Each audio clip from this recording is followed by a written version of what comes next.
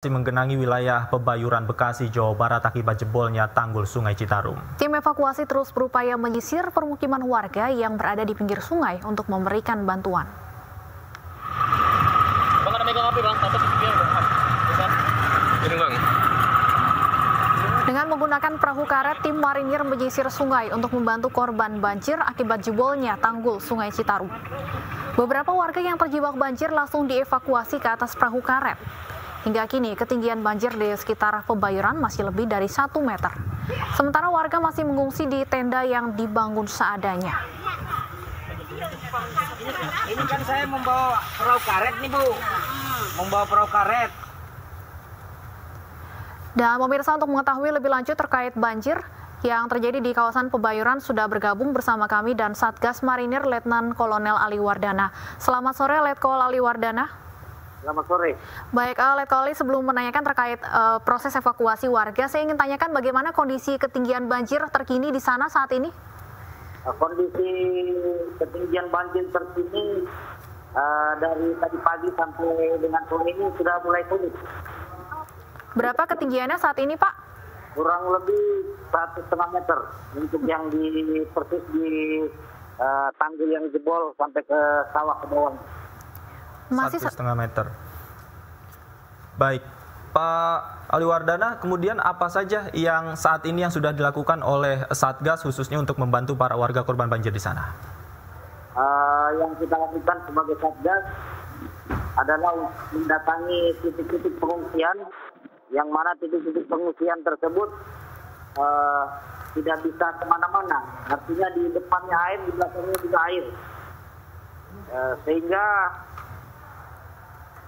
saat ini pengungsi itu masih berada di titik pengungsian yang sangat rawan karena tidak bisa akses jalan ke posisi titik pengungsian. Demikian. Apakah saat ini masih ada warga yang masih perlu dievakuasi, Pak, dari rumahnya? Ya, untuk saat ini pengungsi ini tidak mau dievakuasi karena merasa beberapa orang atau beberapa keluarga yang tidak ingin meninggalkan tempatnya karena ada harta bendanya yang akan dijaga. Harapannya sebenarnya kita bisa mengungsikan ke tempat yang lebih aman. Namun masyarakat pengungsi menolak untuk dievakuasi.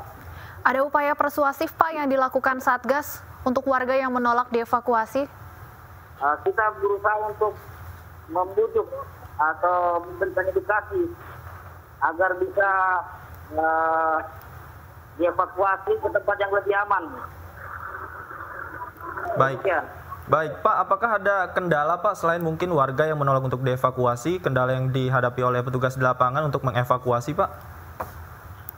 Kendala kami ini sebenarnya tidak ada. Kami sudah siapkan perahu karet kurang lebih 24 buah untuk mengevakuasi, namun masyarakat sendiri yang menolak. Artinya sampai sore hari ini pun upaya evakuasi masih terus berjalan ya, Pak? Masih terus kita upayakan. Kami datangi terus berulang-ulang. Yang dikhawatirkan apabila ada yang sakit, yang butuhkan emergensi, kita bisa langsung evakuasi. Untuk warga yang menolak dievakuasi, apakah kemudian ada bantuan yang disalurkan? Untuk saat ini belum ada sebagian kecil yang diberikan bantuan, namun ada beberapa titik yang belum diberikan bantuan, yang memang sangat dibutuhkan oleh mereka, seperti makanan, minuman, dan obat-obatan. Baik, Pak, ini curah hujan tinggi masih diprediksikan beberapa hari ke depan terjadi, Pak. Apa langkah antisipasi yang dilakukan Satgas mungkin di sana untuk mengantisipasi hal itu?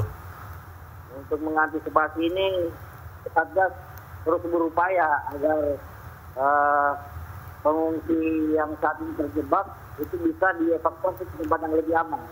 Terus-menerus kita laksanakan. Kemudian untuk warga di pengungsian, Pak Ali, apakah ada bantuan yang saat ini dibutuhkan oleh para pengungsi? Ya, mereka sangat membutuhkan. Mereka sangat membutuhkan makanan, juga minuman dan obat-obatan. Mereka sangat membutuhkan. Ada anak-anak dan bayi juga Pak di pengungsian? Ya, cukup banyak anak-anak yang di tempat pengungsian dan bayi ada beberapa, dan juga banyak orang-orang tua yang sakit dan tidak bisa jalan. Kalau untuk pengungsi khususnya lansia dan bayi ini Pak, bagaimana Pak kondisi kesehatannya Pak? Kondisi kesehatannya cukup memprihatinkan. Saya ada beberapa lansia tadi yang saya butuh untuk bisa ikut dievakuasi. Namun keluarganya juga melarang. Tapi ada beberapa saja yang tadi kita bisa evakuasi. Tapi yang masih banyak di sana yang menolak untuk berpisah dari keluarganya yang lain. Iya. Pak Ali, apakah sudah ada koordinasi dengan pihak terkait untuk memberikan layanan kesehatan kepada warga di pengungsian?